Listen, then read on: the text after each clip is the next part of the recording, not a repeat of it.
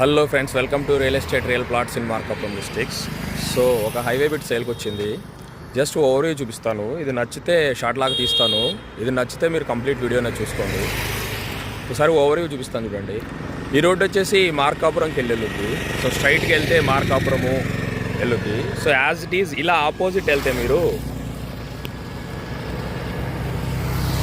అదిగోండి దరిమడుగు.